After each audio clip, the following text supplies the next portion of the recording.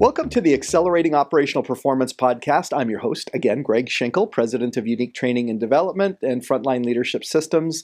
And I wanted to feature our newest program, which is our Plant Manager Excellence Program. It's a way for the plant managers in your organization, whether it's just one or a few, to work alongside other plant managers in increasing their ability to become more strategic, hold people more accountable, empower their management teams, and really drive operational performance. And again, if that's of interest to you, the best thing you can do is to reach out to us at our website at uniquedevelopment.com. Now, today I'm joined by a guest who, interestingly enough, we've just undertook a project with the company that he was with. However, he was, fortunate enough to enter retirement just after we got the decision to move forward. But I was impressed with his commitment and his diligence, and so I'd been wanting to have him on the podcast. And now that he's entered this phase of his career, he has the time to join us. So let me introduce Darcy Scott to you. Our guest today is a master of scale and a specialist in high-velocity logistics. With a career spanning more than 3 decades, Darcy Scott has navigated the complex world of North American transportation, third-party logistics, also known as 3PL, and the high-demand alcohol industry. Darcy has earned a reputation as an operational architect, someone who can step into a site and immediately drive effectiveness. From overseeing multi-region distribution networks in the consumer goods space to managing the massive logistical hurdles of the Western Canadian grocery market, he understands what it takes to move goods reliably when the stakes are the highest. Welcome to the podcast, Darcy. Hey, Greg. Great to be here. Yeah. So, I don't think people appreciate just the massive undertaking it is to take, especially fresh grocery items. You could argue that moving canned products and prepackaged products is a bit different. But when people think of the milk and the dairy and the vegetables and the fruits and watermelons and things and getting them into the grocery supply chain, it is amazing to see, having toured some of the buildings in your operation. But I'm curious, Darcy, what were some of the milestones in your journey as you kind of worked your way up? I didn't really ever hear you tell me about this before, so I'm just curious, what were some of those key milestones for you? Yeah, it's funny. I've been thinking about that a little bit, and I would tell you that probably, and I think just what everybody that you would ever interview would say this, is that they've learned something from every leader throughout their time. And, I think back when I started, feels like eons ago, but in the 80s when everything was kind of that top-down red style leadership, and as much as that was not a great environment to work in, you learned a lot about running a really tight ship, really good processes, right, all of that. And so I think that was really an important step for me in terms of my learning curve.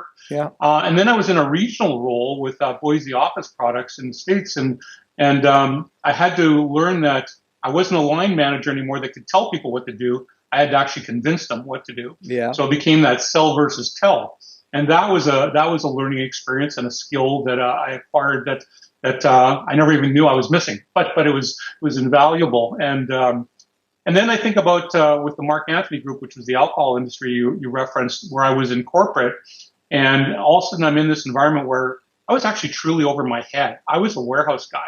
Now I'm responsible for transportation for North America, international freight with wine coming in from around the world, co-packers and manufacturing of Mike's Hard Lemonade. And I was over my head big time. And so the learning from there was really around trust that the people that hired you want you to be successful. Yeah. And they'll do everything they can to support you if you put in the work. And so that first year was really tough, but I learned a lot from that, and then certainly learned that I could figure it out if I needed to. And then when I went to Loblaw, I think it was really about going from, having historically been that red top-down kind of style guy into an environment where there was so much turnover that the only way to fix it was to truly become a culture champion, and to figure out what it needed to, what we as leaders to be effective and reduce that turnover. And so that was a big turning point, because I never saw myself as the culture guy. Yeah. When I actually finally started doing it, I went, oh, not only does it work, I actually quite like it. And so And then I guess the last part I would say is when I got promoted to the vice president role was really that I gained probably the last step of confidence where I went, these guys would not put me in a senior role like this if I didn't know what I was doing. Yeah. And so I just trusted it completely and ran with it and had some good success with that. So, that's obviously a pretty quick version of it, but certainly those are kind of some of the key things that happened in my career. No, that's a great, by the way, you must have had media training because like your answers were that's the right amount of length, right? So I do think that the common story there, and one of our objectives in the podcast is really to help people think about their career path. We know that our listeners are either in more senior positions, and that in that regard they're mentoring up and coming leaders. We've also noticed that some leaders are newer in their journey and they're kind of wondering, how do you feel each time you make the jump? I think you and I, because we were face to face as we were putting together the project that we recently launched, is that I think I asked the question, like, every leader is like on a different version of themselves, right? If you're newer in your leadership path, you're probably like version 1 or 2. I've asked even people about their lives, and they're often like in multiple versions. And I think when you and I were together, you said at least version 5 probably of being a leader. And I just think that we have to remind ourselves and others the fact that we're all on a growth path, and every time you make the leap, you're going to have that both excitement and fear that accompanies it. And it sounds like by the end, though, you didn't allow that to hold you back much. I love what you said, which is people, and I've said this to other people who doubt themselves. I go, start to believe a little bit of your own PR. If other people think you're pretty amazing, maybe you're actually pretty good, and stop sort of dismissing it. So it's exciting, I think, for people to hear that you embraced it as opposed to, fought against it. Well, Greg, one thing I'll jump in with is that I heard this quite recently, actually, and I loved it, was you learn the most when you're uncomfortable. Yeah. Embrace uncomfortable. I think of that Mark Anthony example that I gave you. That was the toughest year of my career. Yeah. And I've never learned so much before. Oh, for sure. In our course, when we talk about empowerment and accountability, we talk about the comfort zone, the learning zone, and then the panic zone. It sounds like maybe in the Mark Anthony example, you were at the outer reaches of the learning zone and maybe dancing with the panic zone. And then, but you're right. It's sort of like when the RPMs are maximized for engine performance. That's probably when the growth is the most accelerated, right? Is just on the edge. But you survived. And in fact, you could argue that experience is what made going to the VP role in your latest employer easier because you'd already experienced that. Absolutely. And you've been successful. I'm wondering, maybe you kind of answered this. I wondered when you yourself, maybe it was the Mark Anthony, maybe it was before that, is at what point did you move out of feeling like a little bit of an imposter to having that sense of, I've actually got this? Like, do you remember when you moved from enthusiasm to like legitimate confidence? Yeah, I think it was actually in Regina at that facility. Okay. And because of all the turnover that was happening there, and we had a lot of people coming in from the outside that were senior and very talented and really helped us right the ship in a lot of ways. Yeah. But they weren't able to change the culture, and they weren't able to impact the turnover. Yeah. And so when I out of desperation, probably more than anything, went to the floor, started talking to the people, realized, hey, we're not treating people the way we should. Yeah. And it was not a fault of the management team or the company. It was really that because it was such a fast-growing business and a limited resource pool, we promoted people into leadership roles that had no idea how to lead people. Yeah. Technically they understood things, and this is, I think a common theme in a lot of industries where we promote the guy that's the best in the job, but he doesn't necessarily have the leadership skills. And so once we realized that and ran with that, I think I really kind of had that moment, to your point, where I went, yeah, you know what, I think I know what I'm doing. I'm going to run with this. And that was again, when you talk about those 5 stages, that was certainly a stage where I went, I always thought that being that kind of professional, hard-ass kind of guy was the way to be. And I went, oh, wait a minute, that's not the only way to lead. Yeah. And actually, I quite enjoy this a whole lot more. So That might answer my next question, because usually then I want to, as you learn from your successes and that light bulb clicks on, which it did there when you were in Regina, and you started to see that, nurturing the people and the relationships is important. Um, is that sort of like, because you mentioned, early on you would have thought just be demanding about results. Is there an example of a learning experience you had sometime in your career that maybe from something that wasn't going as well that helped the light bulb go on for you? yeah, there's probably a couple, but because I wasn't always successful. But I remember when I first left, the grocery industry, and I went into another company, and I come from a very, that early experience of a very top down, approach. And I go into this organization, and I basically try that same approach. Well, it's an incredibly strong and militant union where, borderline inmates running the asylum. But I go in there and I'm going to make all these things happen because I know what I'm doing. I'm a good logistician, sorry. Yeah. And I know how to practically get things done. Yeah. But I don't have the buy-in. Yeah. I don't have the ability to hold people accountable. Yeah. And so I initiate this big racking change and slotting change, and it's all the right stuff. And it failed miserably. Yeah. And I had this realization that, do you want to be right or do you want to be effective? Yeah. Because I was right. I know I was, but I wasn't very effective. And it was a really good learning experience to come to the realization that if you don't have the buy-in from the team, it's not going to work. Yeah. It's just not. Right? I think if people were to feed every transcript from every one of our Accelerating Operational Performance podcasts, they would find that come up at least, 8 or 10 times, where somebody knew that they had a technically sound solution, but didn't win over the people, and therefore the technically sound solution just did not get the traction that it needed. And I know that we have a number of people who are our audience members who are in, they have solid technical foundations as engineers, as logisticians. I don't know if that was a made-up word, but it sounded pretty good. But so people who are technically know aspects of their job, and they still struggle. But usually it's because they have a technically sound solution. They just haven't figured out how to get people on board with it. Maybe this answers the next question. I always wonder, is there something that now or maybe something where you didn't appreciate it at the time, but now it was a valuable lesson, or didn't think it was important, but now you see it as almost the most important? Yeah, I think it's actually pretty simple stuff. It's really, back in the day, I would say, here's what I want you to do. And now I go in saying, here's why we need to do this. Yeah, explaining that. And I think that is absolutely critical to getting people on board. And so they don't have to agree with everything you say, but if they understand why, they will at least get on board enough that you can be successful with it. But hopefully you can convince them that it's the right thing to do. And the beauty of that is you go through that process and you actually hear some really good feedback where you go, oh, I didn't think about that. Maybe I need to adjust course here a little bit. So that's probably the single biggest thing that I noticed in how I approach things now. Is the context. So funny enough, again, we're just underway with a project that you helped spearhead before your departure. And, the two lessons that I say that most people apply is the explaining why. When you ask people to do things, just give them a little context, a little explanation, doesn't have to be lengthy. And the other thing was proactively touching base with people instead of being in reaction mode. Again, Two things you've already covered, which I think is awesome.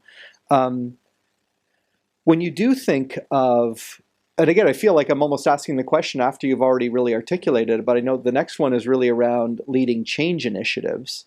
And wondering, because you've had some pretty massive change initiatives that you've put in, and you could argue that every executive and leader's mandate is essentially to be constantly leading change initiatives of some kind or another. I just wondered what you noticed were the key things to keep those things moving forward, or having them move forward quicker, or ultimately getting to their milestones quicker.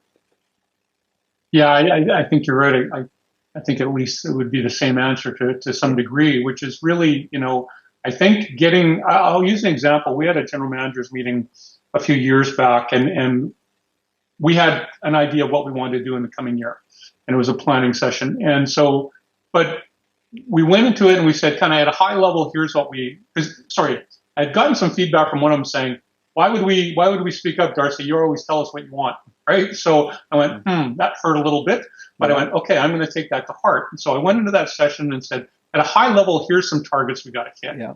You guys figure out the how. Nice. And so by doing that, I got the buy-in from them. I got some really great ideas that I hadn't thought of. We actually had them go around and with these 6 or 7 ideas, they all got to put their input into it. And then they assigned whoever they thought was the appropriate general manager to each of those. And so they knew that when they went to do this, because these were regional projects, they would have to support that person because they had their 2 cents. They had a chance to speak. And it really was really effective at all of them cooperating. It really made it easy for me because I just got to watch them. I would check and, obviously have those update calls with them, but it truly, they led it, and they deserve all the credit for the success we had. So what's funny, Darcy, is I feel like I could go off now and do a 20-minute teach on what you just said. But when we do a team building like simulation where you have to solve a problem as a group, what we point out to them is if the boss speaks first and says what he or she thinks, inevitably, there'll be some strong-willed people who might be strong enough to speak against it, but most people will go, okay, I guess Greg's decided, I guess Darcy's decided, and that's where we're going. It's in the teams that I consider to be the highest performing, where there's a depth to the empowerment and accountability. It is what you said, is the leader doesn't speak first, the leader speaks last. Or if the leader does speak first, they just lay out what the issue is, and mostly they stay quiet while the team sort of takes ownership and provides the guidance. And if you're a leader who's listening to this and you go, yeah, but I have so much knowledge and experience and I can solve all the issues way quicker and way faster, just remember that you're also trying to build the capability of your team so that they can take over that ownership without you having to be there to solve every problem. And that brings me, Darcy, to the one thing that I know caught your attention when we had a call probably several months before we ended up starting the project with you, is we had this discussion about decision-making waste, where senior leaders are making decisions or solving problems that should be taken care of like 1 or 2 levels lower. And I know at that point you said, we believe that some of our more senior site leaders need to free up a chunk of their time that isn't related to today's production problems and challenges. I just wondered, do you mind expanding on that issue of either why leaders get embroiled in things 1 or 2 levels lower than they should, or even what they should be doing instead of that? I just was curious about your insights. Yeah, I know. It was an interesting process and period of time we went through. I said to the general managers, I want you to free up 50% of your time. Yeah. And they're like, what are you talking about? If you think about that's outstanding to tell, or not outstanding. That is quite a challenge to say that half your time should be freed up to do something else. Because most of us like to think that we're busy and effective, right? Absolutely. And they're like, you're crazy. What are you talking about? How can I do that? Half and I go, my time, yeah. You need to empower and develop your team so that they can take over that 50%. Because that's important for their development so that they all raise their game and we get them ready for their next level. Because I'm going to take that other 50% and I'm going to put you in regional projects, which I talked about a minute ago, because that's going to be important for your development. Yeah. And one of the key things in that development for them was around, you're going to have a team that doesn't come from your building, that doesn't report to you. And now we're back to sell versus tell. Yeah. Where they're going to have to learn that skill, because that was really what the development opportunity was for them, I thought. Yeah. And so it truly was a challenge for some of them. Some of them did it well. Others just got super overwhelmed because they didn't delegate it, and then they still had all this new work to do. And they would complain that, oh my God, you're expecting too much. And then when we talked through it, they came to realize that they hadn't delegated to the degree that they needed to. And some of them really struggled with it, and some of them were less successful than others. The ones that truly embraced it came back and said, wow, I can't believe how much stronger my team is as a result of this. Yeah, no, that's a great learning. One of the things that, I don't know that I've specifically told you this, but the gauntlet that you put me through and us through in order to decide whether to work with us was quite intense. And it reminded me, I sometimes, I used to share, because I'm a private pilot, and so I went through, pilot training, just again to fly little planes. And I remember this one checkout flight I went to, and the guy didn't really, he wasn't really teaching me because I was already a licensed pilot. He was just doing a checkout. And he says, I shouldn't have to tell you this. You're already good at what you do. Just, we're gonna execute this. And I think I was doing, you practice doing emergency landings, and so all he would do is just pull back on the throttle and say the engine stopped, better land us, right? So I had to figure out what to do, and then of course I would pick the wrong field with corn stalks, and he said we would have died there. Let's do it again, and we did it like 8 times in a row. And when we landed, it was just before a rainstorm happened, and just as we got in the hangar, the rain started teeming down, and I said that was the best checkout flight I've ever had. And this guy had, I don't know, more than 10,000 flying hours or something. He says, yeah, you're a licensed pilot. You know what to do. But I wanted to tie this back into one of the things that you insisted upon, and we've built into the solution that we're delivering. And in fact, based on that, I'm building it into some other solutions we're doing for other clients.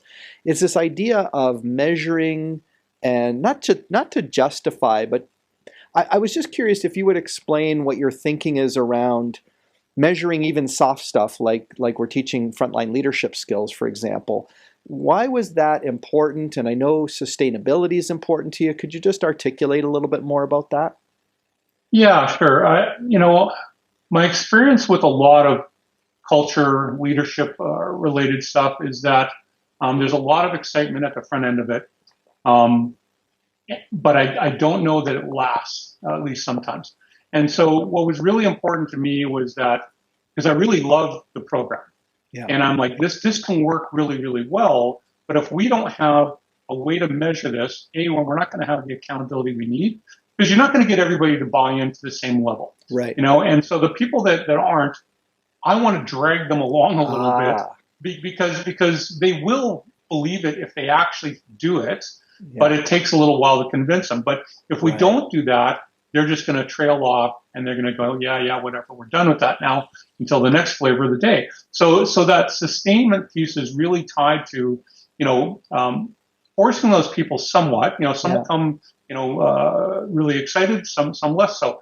And so really, yes, there's an amount of accountability and you want results, but it's really more about trying through a couple of you talk about different people being at different places or different personality types. Yeah.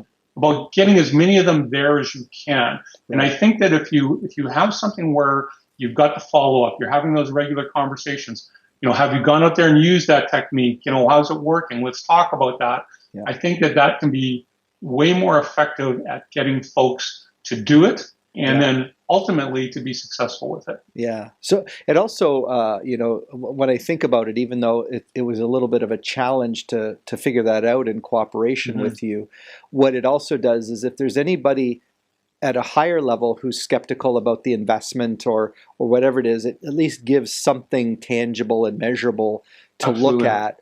And I suppose if it isn't really moving the needle from a measurable standpoint, it also gives that feedback, because you couldn't argue that every program is awesome. I did have another guest on the previous episode of this podcast where he says he hadn't seen any leadership enhancement and development initiative that didn't have at least some impact on operating results. He said, so we know the link between engagement and results is there. You've even shown that, often, ignoring things like turnover and employee complaints is sort of a precursor to deeper problems that may be going on around the depth of leadership. And maybe we'll just pivot there for a minute, because you have overseen a number of, departments, divisions, locations. I'm just wondering, whether you see that, what is it that causes companies, I don't know, either to tolerate or to have like a delayed reaction when they see some of these early warning signs. Could you just talk about that for a minute? Yeah, I think that, particularly in satellite facilities, because, if you've got a regional person like me, I can't get out to those facilities frequently enough. I have to trust the data that I'm seeing. And to your point, I will see some data points, whether it's the financials, whether it's some kind of a culture measurement score or whatever. You'll see some of that. But I think a lot of organizations just say, hey, we need you to fix that. And then they'll tell you a plan and you'll give them an X period of time to go out there and fix that. And I think one of the biggest problems is when they're in the muck, if you will, and they're struggling, turnover's high, the results aren't great. They're getting a lot of, pressure from up top to get the results right. And whether it's service, whether it's financials, we don't tend to throw everything but the kitchen sink at them. Yeah. I think we should send them support way sooner than we typically do, rather than just saying it's your job, fix it. Yeah, it's your job, fix it, but you're overwhelmed right now. Let's get you some support and let's go in there and help you figure that out. And then, what I find is that when you do that, you come up with ways of preventing that from happening in other facilities in the future through the learnings of that. And there's a lot of value in it. That's true. And we always ultimately end up doing it anyway. Yeah. I can't remember the book I read, Road Less Traveled or 7 Habits. I can't remember, but it talks about people avoid pain and suffering at all costs. Yeah. And they end up having to deal with it anyway. Yeah. So why not just deal with it up front? And so when I think about it in the context of this conversation, why wouldn't we just throw the help at it rather than just hoping that it's going to magically fix by itself when it hasn't for a period of time, to your point? So one of the things that supports what you just shared is, in sales or business development, a lot of times they're told, like, find out the customer's pain points and then, propose your solution as a solution to the pain point. But this one speaker I heard said, people learn to live with their pain for a long time. And they almost learn to live with it to the point where, taking Advil and Tylenol on a regular basis is okay, until you realize that if you were to fix the underlying cause, you wouldn't have to live with the pain. And I think organizations live with pain longer than they need to.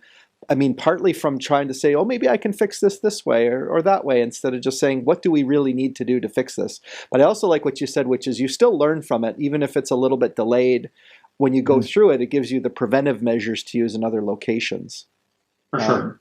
The one thing I'd like to finish with, maybe, and then I'll ask if you wanted to share anything, is you and I have talked about, you've been in some really big organizations, and just from the aspects of leadership development, I was just curious what your insights are from what you've observed, and this just might be something where, like, even I notice our clients, Darcy, where the program we're running is not necessarily the first program they've ever done, but it's not like they've had like 7 other programs and ours is just the next one. A lot of people have just never had development of much substance. So I'm just curious what your thinking is around that organizations just tend to leave leadership development as a, mentoring and modeling type of exercise as opposed to formal learning.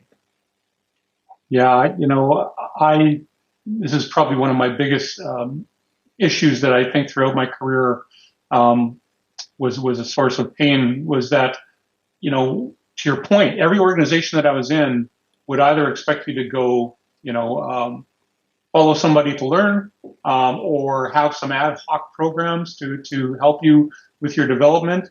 Very few of them had structured approaches to, here's what you need to be a good supervisor, here's what you need to be a good manager, here's what you need to be a director. I think there's a couple of 3PLs. DHL actually, I think, does it fairly well. They've got a good program that they do that with. But having something where you actually have you think about that as the person in that situation, I know what my path looks like. I know how I'm going to get there. Just about every time I've had interviews one-on-ones with people when I've gone to the sites to visit, they're like, how do I get to the next level? Mm-hmm. You hear that so many times. Yeah. And the fact that they have to ask that because we haven't told them how to do that is disappointing, and so I think creating those structured programs for each of those levels is critical for any organization. It's funny that you say that because, and I learned so much from these podcasts as well, which is why I continue to do them. First of all, it's a real joy to talk to people like you. But the one thing that just popped out to me, and we've identified it because we've always been in the frontline leadership space for decades. Now we've got sort of what I guess you would call a site leader, GM, or plant manager program that we've launched. And that was really a result of people identifying that we're not sure we always tell our plant managers what it takes to be a plant manager. So, you've actually just told me that we need to develop some content that is like, oh, you are a plant manager. What does it take when you move to becoming a VP or a director? You're a VP or a director. What does it mean when you actually become a COO or CEO? And actually, a colleague of mine really drew a nice triangle. He said, at an executive level, here's how a CEO, CFO, and COO divide their responsibilities to run the business effectively. And I'm thinking, I read the Wall Street Journal. I don't know that even CEOs, CFOs, and COOs know that relationship between those three executive roles and how to execute them properly. So thank you for that. You've given me another promotional opportunity that I can explore further. Now, we've covered a lot of ground, Darcy. I just want to always give you the last chance. Was there anything else you wanted to share? Or, we seem to cover a lot. Yeah, I think we covered a lot. The one thing I would tell, particularly the more junior people out there, would be just to be bold, apply for everything. Trust that the leadership group will make the right decision, and if they pick you, they will support you. And so I find that way too often, and this is actually I think a well-documented fact, particularly female leaders tend to not apply as much as men. And so for everybody, I would say just go for it. Yeah. Be brave and trust the process, and I think it'll serve you well. Thank you. That's a great way to finish. People can't read your mind, and they don't know what you really want. And so it's okay to articulate what you're thinking about, what you might be interested in, because aspiration and I guess the other way to call it is ambition. I think sometimes people suppress their ambition, and it's okay to just say, hey, I'm thinking about this. I'm wondering what it would take to do this, or I'm interested in taking on a new role. It never hurts for people above you to know that, because if they don't hear you say that, they start to judge whether they think you're interested or not based on other clues without it being explicitly talked about. So thank you for that. Now, because Darcy is embracing the new world of retirement after more than 3 decades in the business, maybe you can, I know he's still active on LinkedIn, so Darcy Scott can be reached on LinkedIn. Otherwise, Darcy, I just wanted to say thank you so much first of all, of course, the business that we were able to do with the organization. I want to give you credit, by the way, for another thing. Knowing that you were going to be retiring soon, you also were bold enough not to even burden your successor. You said, no, we're going to take care of this in my budget year so my successor doesn't have to bear the burden of it. I just want to say how classy that is. I don't know that I've ever seen that in another place where somebody who is exiting knows that I've made this decision that will carry over to my successor, but rather than burdening them with the cost side, let them just have the upside. So thank you for that. Thank you for being our guest on the podcast today. Greg, it's been a pleasure, and thank you for those comments. Look, I believe in your program, and I truly didn't want it to have anything attached to it that might not be seen as a positive light as I think it will be as you roll it out. And I think it's going to be great for the company. Awesome. Thank you so much. And thank you for listening to the podcast or viewing it if you're watching the video on YouTube. The challenge with podcasts these days is, given that I'm not a celebrity, although once I was recognized in a local car dealership, I'm not a celebrity. And so therefore, it's hard when you're not Jason Bateman and Smart List Podcast.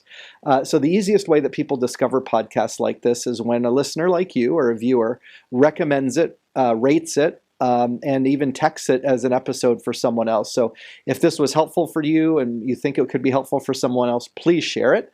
And otherwise, our ongoing mission here is to develop leadership, competence, confidence, capability to help organizations get better with more constructive cultures. And so if you think that that's an opportunity in your organization, please reach out, have a conversation with us, just like Darcy did. And you can do that at uniquedevelopment.com.